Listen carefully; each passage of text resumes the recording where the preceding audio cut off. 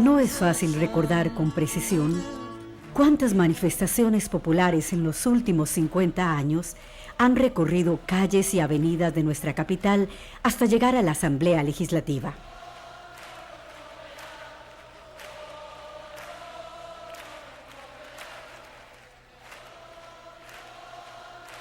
Hoy queremos llamar la atención sobre un hecho que sucedió hace 40 años y que posiblemente la memoria popular recuerde como la huelga estudiantil más grande que había vivido el país hasta ese momento.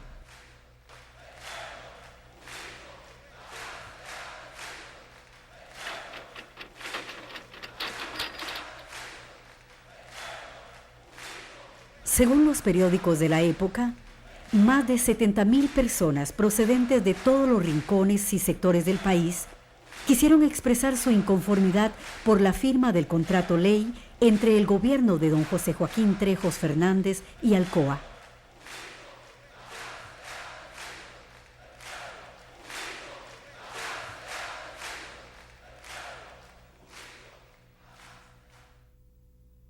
Esta compañía pretendía explotar la bauxita que existe a flor de piel de las tierras del Valle del General en un área de 20.000 hectáreas por un lapso de 40 años, y su aprobación comprometía la soberanía y las riquezas naturales del país. Luego de meses de estudio y discusiones sobre el contrato, los estudiantes se oponían rotundamente a su aprobación.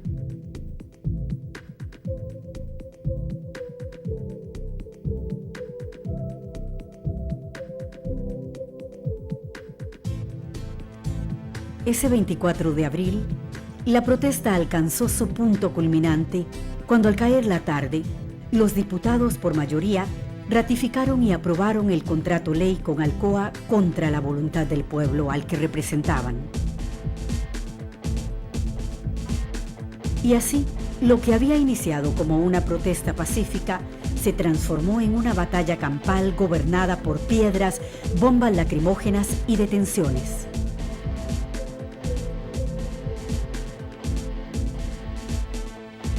Afortunadamente no hubo muertos.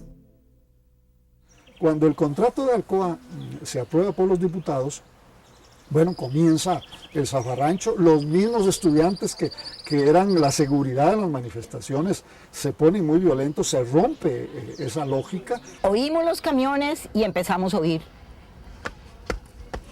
El sonido de las botas en el asfalto es una de las cosas más escalofriantes que yo recuerdo de esa noche. Yo decía, ahora sí, ahí vienen.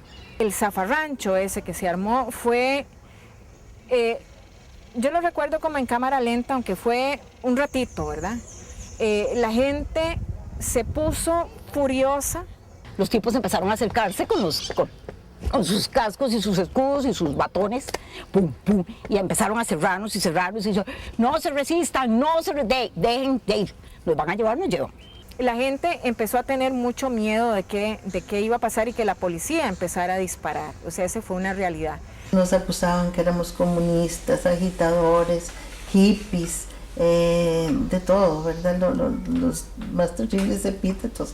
La universidad empezó y mandaba a los colegios a hacer bullas. 2 días más tarde, el periódico La Nación escribió un editorial con el siguiente titular: En los albores del terror, 24 de abril de 1970.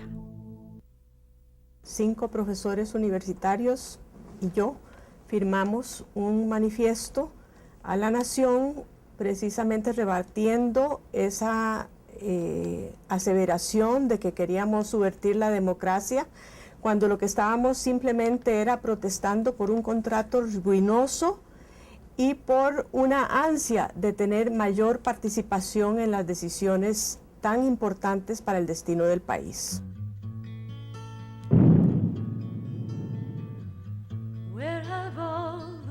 A flor de piel, los estudiantes universitarios llevaban lo bueno y lo malo de lo que acontecía en el mundo. Las protestas en la Universidad de Berkeley contra la guerra en Vietnam, las consignas de la revolución estudiantil en París en mayo del 68, el dolor por los caídos en Tlatelolco en México, y también por Praga, cuando los tanques soviéticos invadieron Checoslovaquia. Y a flor de piel estaba también la esperanza fraguada por la Revolución Cubana, la sonrisa del Papa Juan XXIII y el triunfo en Chile del doctor Salvador Allende. Todos querían cambiarle un pedazo al mundo. No eran solo unos estudiantes universitarios influidos por lo que pasaba en el movimiento hippie o lo que había pasado en mayo del 68 en Francia. No, era gente muy comprometida, yo diría con lo mejor del pensamiento político costarricense. Fue una gran movilización de muy diversos sectores, como dice Mimi. Estaban los estudiantes, curas, las monjitas del Colegio San Clair se manifestaron. Mi hermana, que nunca había participado en nada, se lanzó por ella sola, no conmigo, con sus compañeras a la calle. Los niños de los colegios privados. Era una gran coalición de fuerzas. Y ese, diría yo, ese tsunami estudiantil de juventud sobrepasó las organizaciones políticas existentes y de ahí surgieron otras organizaciones estudiantiles. Tratando de entender los antecedentes de esta historia, decidimos investigar más allá de los hechos sucedidos ese 24 de abril. Para sorpresa nuestra, descubrimos que la memoria de Alcoa en Costa Rica comenzó a construirse otro 24 de abril, el 24 de abril de 1956. En esta fecha, el Ministerio de Agricultura e Industrias notificó a los señores Claudio y David Phillips la autorización de un permiso exclusivo de exploración con el fin de encontrar posibles depósitos de bauxita en las tierras del general. De la bauxita que se encuentra en tierras como esta, se extrae un metal muy apreciado en el mercado mundial, el aluminio. En ese mismo documento, descubrimos que este permiso se traspasará posteriormente a otro explorador. Hago constar que el presente denuncio se traspasará posteriormente a la Aluminium Company of America, con sede en Pensilvania, Estados Unidos. We can't wait. We're doing it now. We can't wait. We'll show you how. Alcoa can't wait.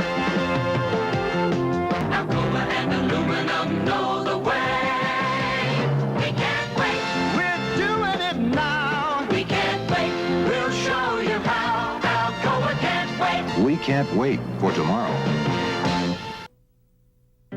Luego de 2 intentos de exploración, la compañía declara infructuosa la búsqueda de bauxita. Por haber resultado infructuosas las exploraciones realizadas en las zonas a las que se refiere este permiso, vengo a hacer formal renuncia a todos los derechos que me otorgó este departamento. Claudio Phillips. El 4 de diciembre de 1964, durante el gobierno de don Francisco Orlich, Alcoa de Costa Rica firma un contrato administrativo para la explotación y exportación de la bauxita.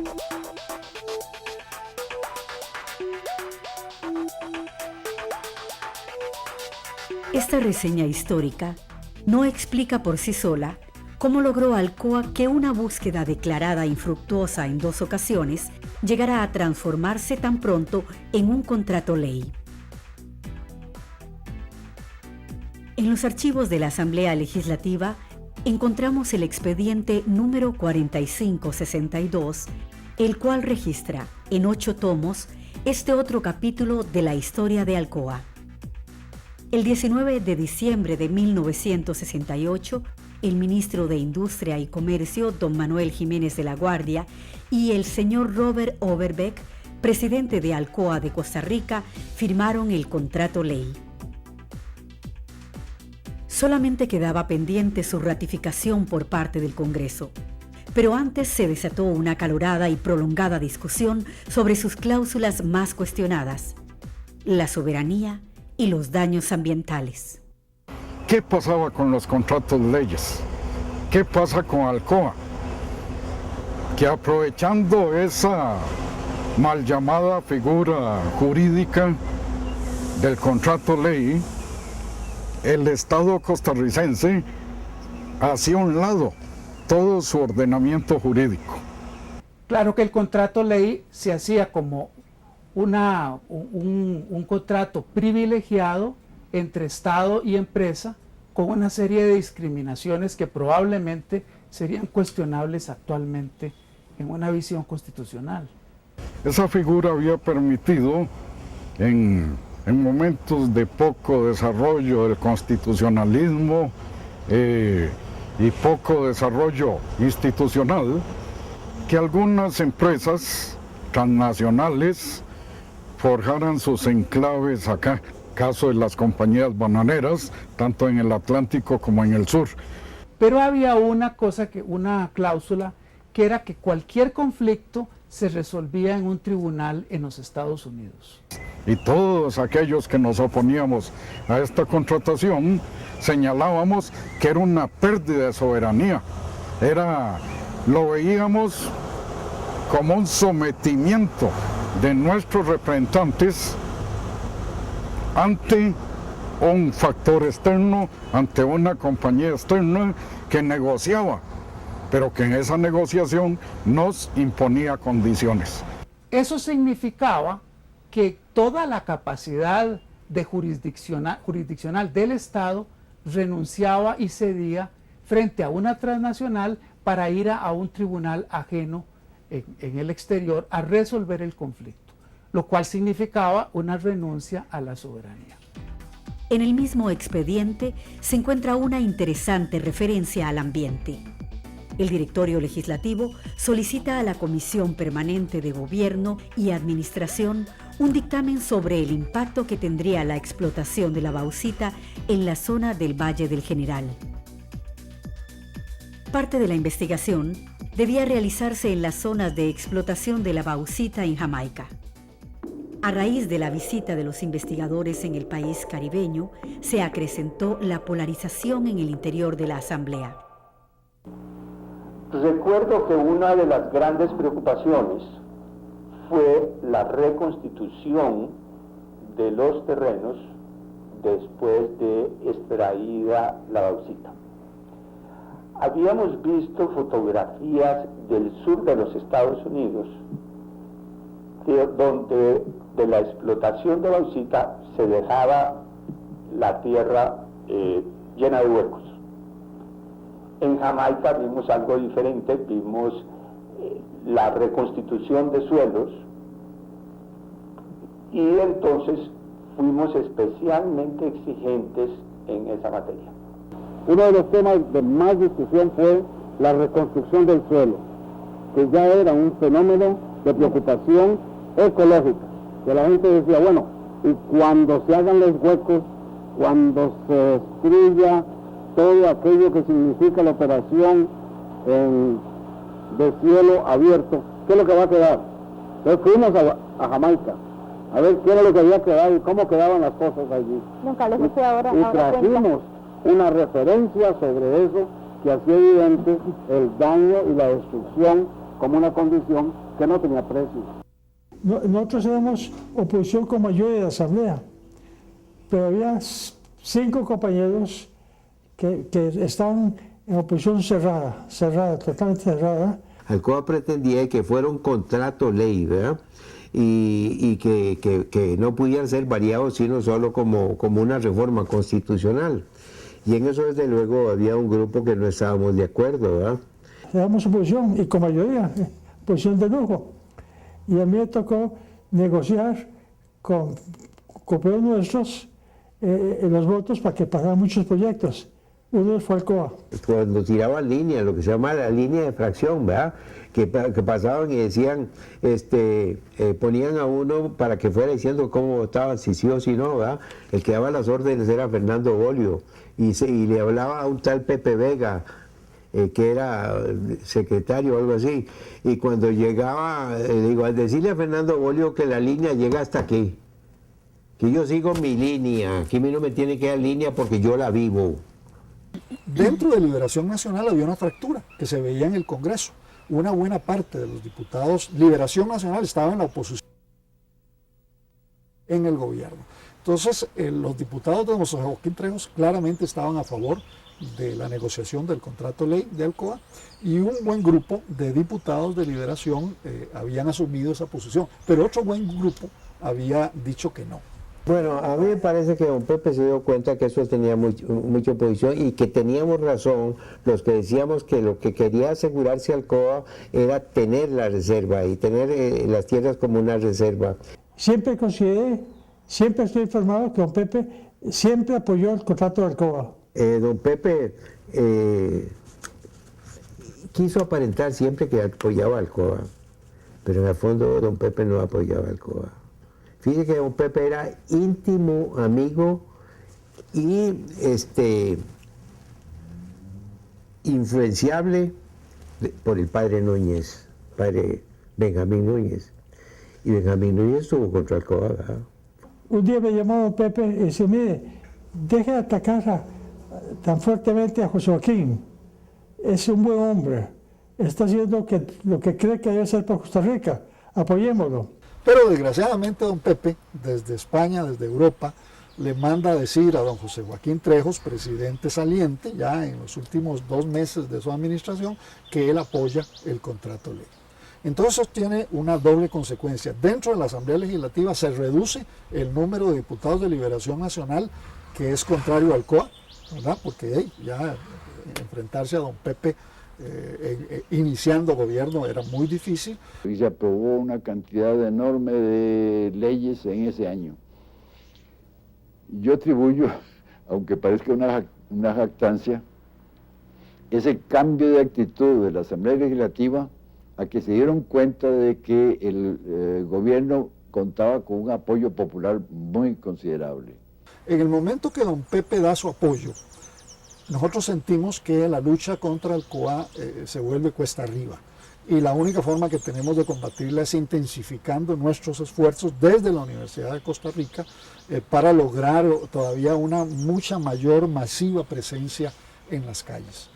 La gente se tiró a las calles, pues Alcoa fue a las calles.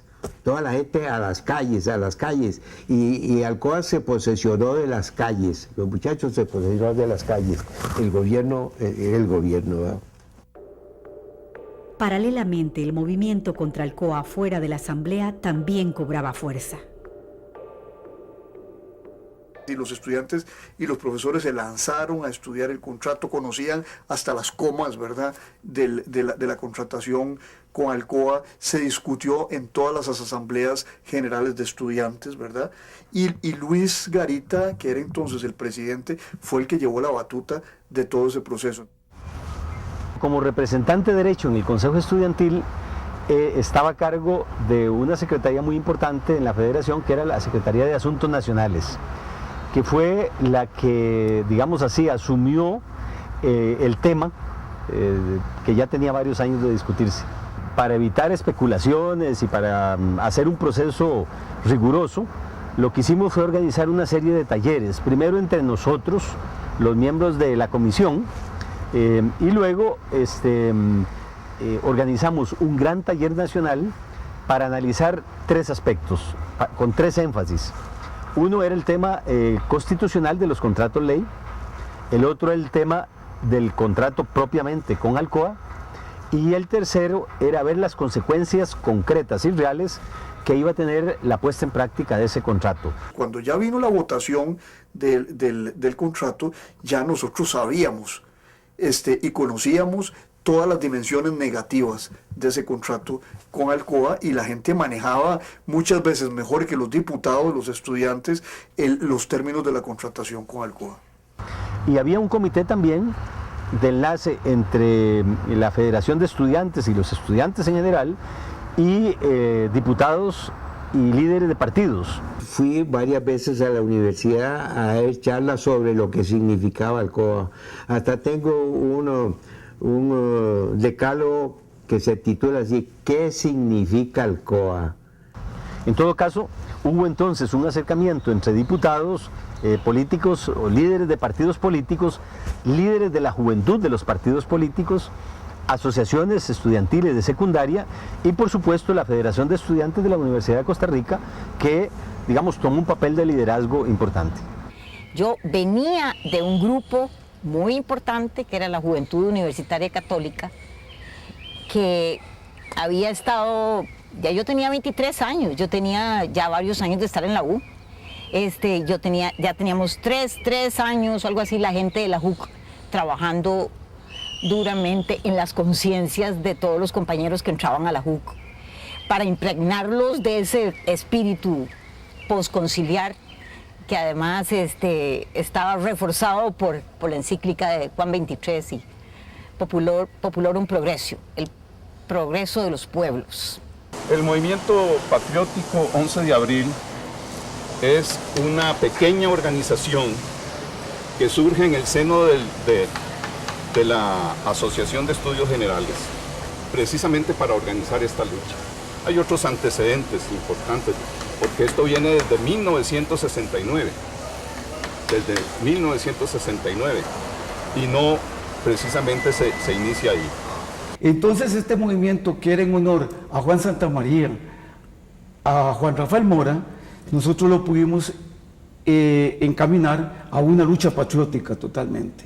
Entonces esto fue lo que nos dio un resultado positivo, porque pudimos lograr tomar como instrumento la situación de Alcoa políticamente. Entonces aquí nosotros logramos desviar el asunto para llevarlo patrióticamente. Que veíamos que era necesario un cambio, que éramos muy críticas de la posición social que teníamos las mujeres en la sociedad, de que no se nos quería permitir, por ejemplo, participar en movimientos sociales. Y Alcoa es como el punto de convergencia de un montón de expectativas, de un montón de preguntas que teníamos, que estaban generándonos esa efervescencia, esa beligerancia que teníamos, por ejemplo, en la federación. Y cada vez llegaba más gente. Inicialmente hicimos una gran manifestación a principios de marzo y fue creciendo no solo el número de personas, sino la forma de respuesta. Que vivan los estudiantes, jardín de nuestra alegría. Son aves que no se asustan de animal ni policía, y no le asustan las balas ni el ladrar de la jauría. Caramba, esa mala cosa, que viva la astronomía.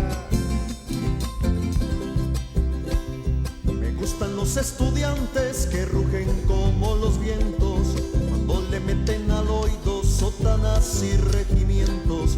Pajarillos libertarios igual que los elementos. Caramba, y zamba la cosa, que viva lo experimento.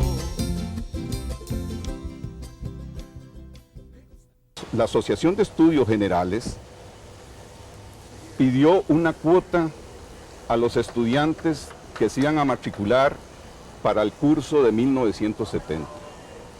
No teníamos la autorización de las autoridades, eso nos causó muchos problemas, pero se consiguió cobrar esa cuota.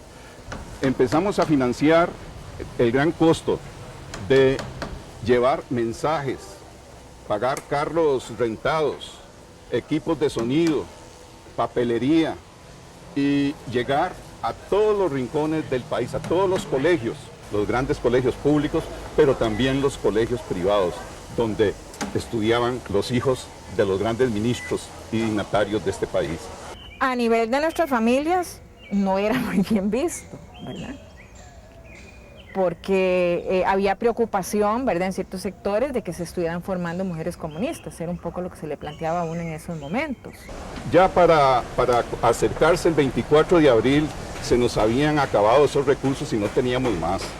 Nos reunimos y vieran una de las cosas más impresionantes fue que las compañeras y compañeros del movimiento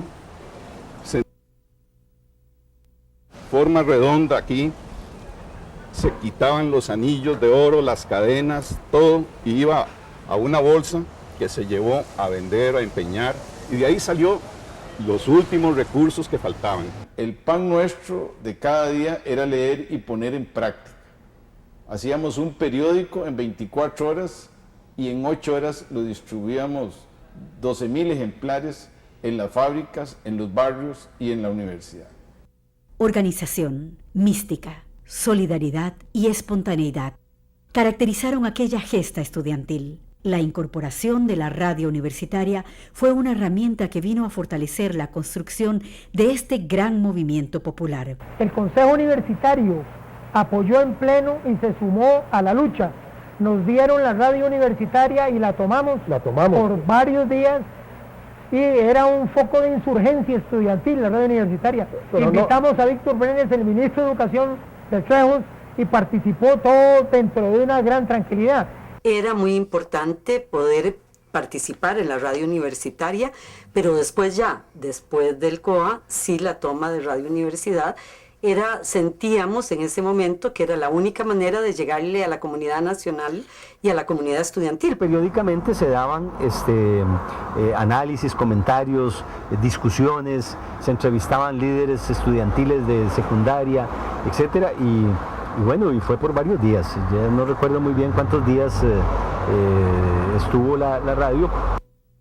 El grupo Movimiento Patriótico 11 de abril anunció que a partir de ese momento se tomaba este jardín para hacer un campamento de trabajo.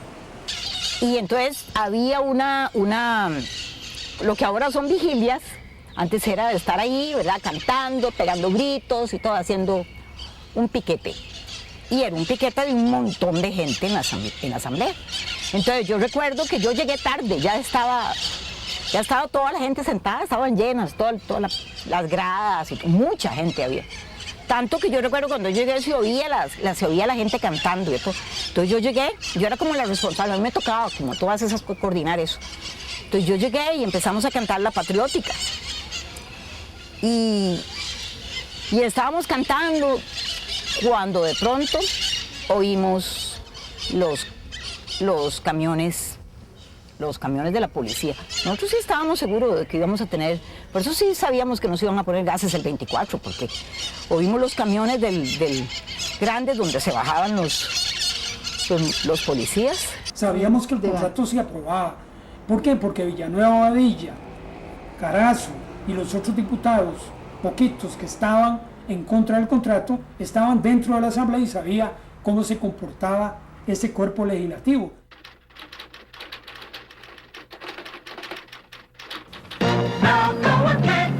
We're gonna keep moving on today. There are so many things that we can do with aluminum showing the way. We're gonna recycle, we're gonna innovate. We're moving on, Alcoa can't wait. We can't wait, we're doing it now. We can't wait, we'll show you how. Alcoa can't wait. We can't afford to hesitate. Come on along, participate. Conserving energy every day. Alcoa and aluminum know the way. We can't wait. We can't wait for tomorrow. Cuando el contrato de Alcoa se aprueba por los diputados, bueno, comienza el zafarrancho. Los mismos estudiantes que eran la seguridad de las manifestaciones se ponen muy violentos, se rompe esa lógica. Yo tenía como la responsabilidad de estar ahí por la federación. Y entonces estaba ahí, y entonces cuando ya todo el mundo se desperdigó porque empezaron las mangueras, y ya estaban los policías y ya empezaron los gases. En aquella esquina, el padre Benjamín Núñez hace una oración y trata de llevarse la manifestación, pero empieza una pedrea y prácticamente un incendio en esta parte de la asamblea.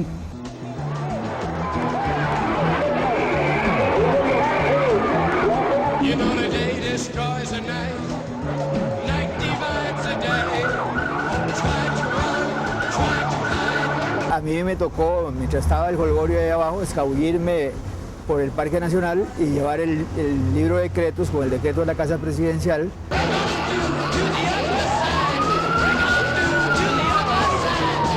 Donde ahí estaba esperando don José Joaquín Trejo Fernández, que era el presidente de la República, y don Manuel Jiménez de la Guardia, que era el ministro de Economía, a quienes tocaba poner el ejecútese.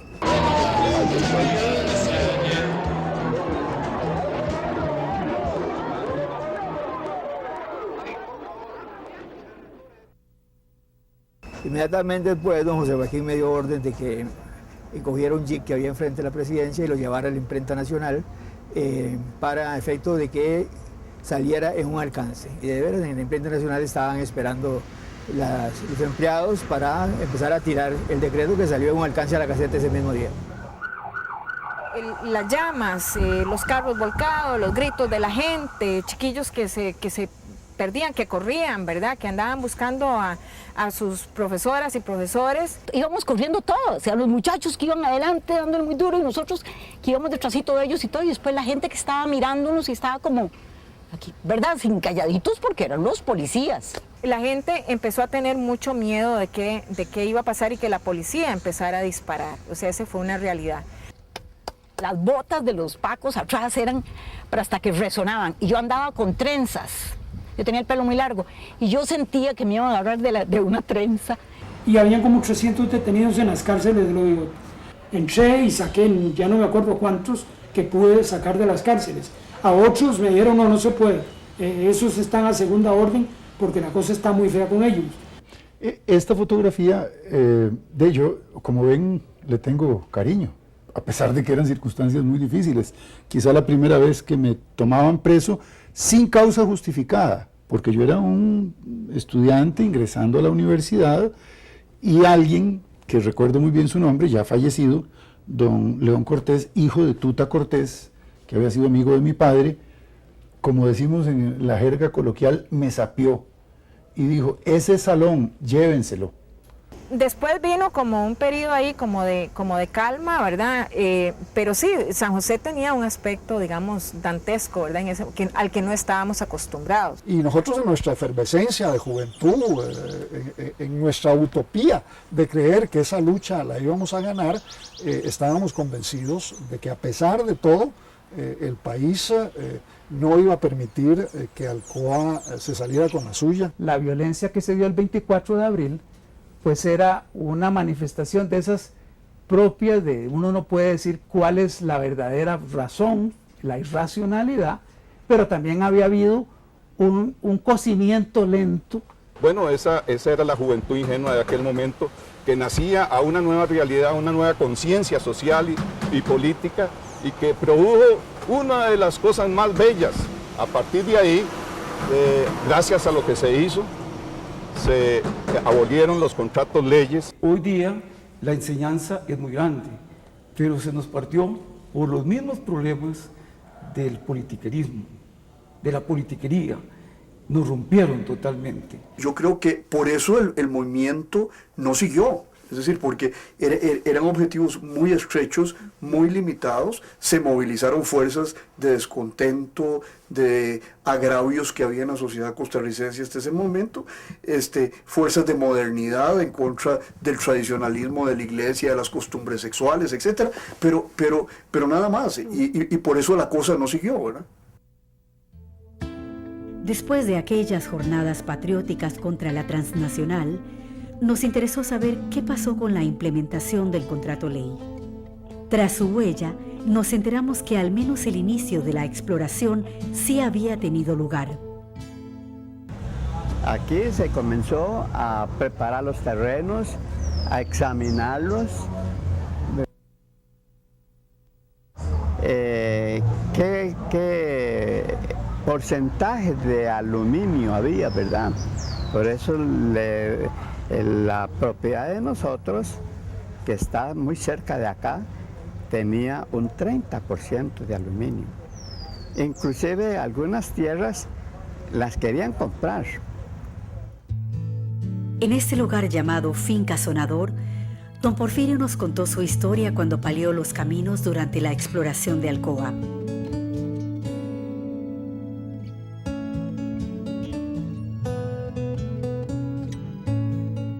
Y yo comencé a trabajar haciendo carriles con los peones rectos.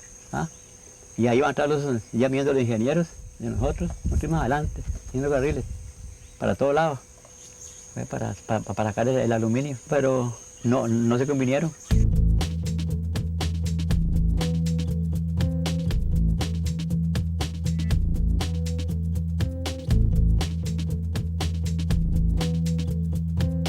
el Valle del General posee una de las tierras más generosas de nuestro país. Son ricas en bosques, recursos mineros y abundantes fuentes de agua. Aquí se produce el 10% de la caña de azúcar del país, además de café, frutas, granos y ganadería. Ellos consideraban que las tierras de San Isidro General que recibí eran para tenerlos de reserva y no iban a explotarlos. Y ahí habían comprendido muchas obras que había que realizar. Parte de la tierra, que no el mineral, porque eso no iba a ser procesado acá, salía del país. Y salía del país en barcos, que por eso se requería un muelle. Costa Rica tenía que realizar puentes y un montón de cosas, ¿verdad?, que las realizaba con su costo para que las utilizara Alcoa, ¿verdad? Y en eso fue lo que nosotros no estuvimos de acuerdo. Es cierto que iban a ser costeados por el gobierno, por Costa Rica, pero con los ingresos, con las regalías que el contrato de Alcoa preveía.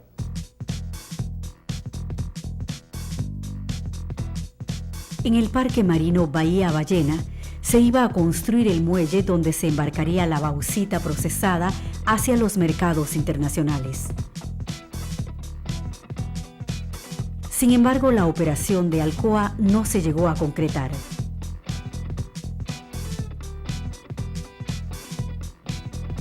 El retiro de Alcoa ha sido explicado a lo largo de estos años con argumentos muy diversos. Que Alcoa lo que quería era tener una reserva. Y como ya había tenido tanta oposición, ya no le sirvió a Alcoa. Entonces, a pesar de que don Pepe firmó y le firmó el contrato con Alcoa y toda esta cosa, ¿verdad?, Alcoa nunca vino, no llegó nunca. Entiendo que Alcoa encontró depósitos de aluminio más comerciales en África. Y entonces puede ustedes en el depósito de Costa Rica. En 1976, el presidente de la República, don Daniel Oduber, informó al Consejo de Gobierno que Alcoa ha anunciado formalmente su deseo de esperar mejor oportunidad para continuar el proyecto del aluminio en Costa Rica. Y agrega que, asimismo, se finiquita en definitiva la relación de ambas partes a través del contrato ley. En un intento por retomar en manos del mismo gobierno la explotación de la bauxita, el 24 de abril de 1980, don Rodrigo Carazo presenta un proyecto a la Municipalidad de Pérez Celedón. Según análisis presentados por Codesa, las tierras del General estaban doblemente dotadas en aluminio de lo que había sido declarado por Alcoa. Pero esta idea no pasó a más.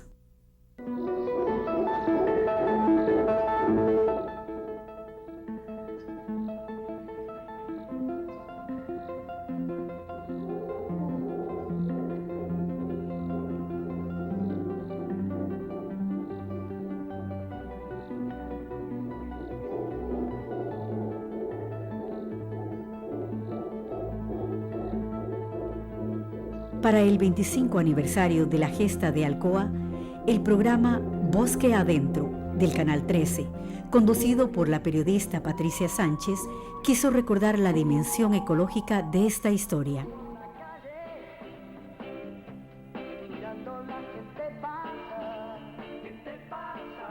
Buenas noches, tenemos una llamada en la línea, adelante. Le habla Horacio Arias. ¿Qué malo habría si Alcoa hubiera seguido adelante y estuviera produciendo bauxita actualmente? Buena pregunta. Se ha hablado sobre eso en los videos anteriores, pero... Responde vos, Leo. ¿Qué hubiera pasado si la Alcoa hubiera estado en Costa Rica? Pues el Valle del General sería como la luna, solo huecos. Y probablemente estaríamos protestando cada vez más en contra de esa destrucción del ambiente, de la destrucción de las tierras del General, y no habría más riqueza en el General. La explotación de la bauxita es minería a cielo abierto. Y la minería a cielo abierto tiene la característica de que usted tiene que remover toneladas de suelo para obtener luego la lúmina en este caso y luego el proceso para obtener el aluminio. Y por supuesto, para sacar ese mineral también hay que remover no solo el suelo, sino que eliminar el bosque.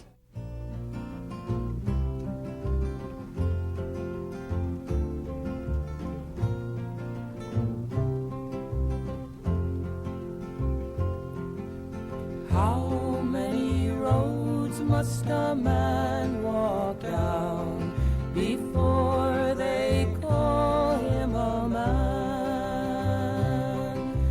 How many seas must a white dove sail before she sleeps in the sand? How many times must the cannonballs fly before they're forever banned? The answer, my friend, is blowing in the wind.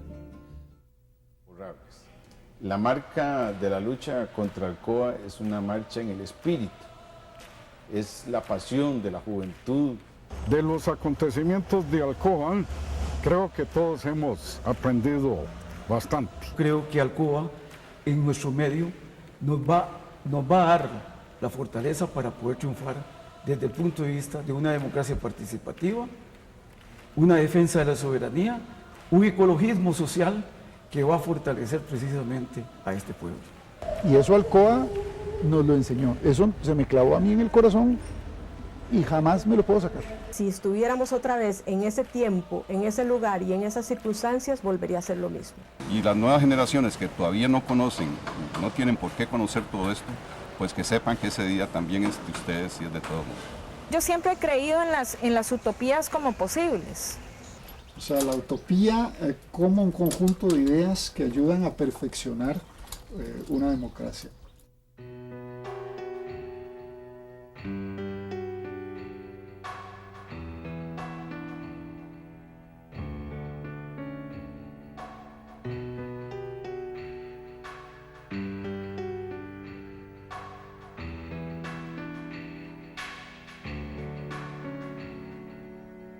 Algunas veces en la historia, al pasar del tiempo, las interpretaciones de los hechos cambian. El 24 de abril de 1995, el Congreso dedicó un homenaje a los 11 diputados que hace 25 años se habían opuesto al contrato ley.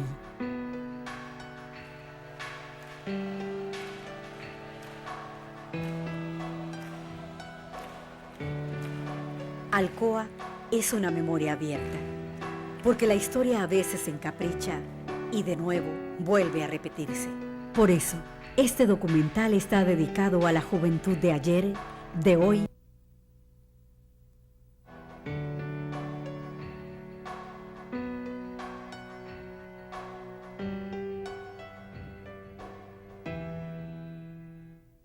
Ustedes que ya escucharon la historia que se contó, no sigan allí sentados pensando que ya pasó.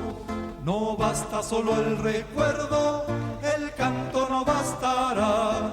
No basta solo el lamento, miremos la realidad. Quizás mañana o pasado, o viene un tiempo más, la historia que han escuchado de nuevo sucederá. Si es que no nos preparamos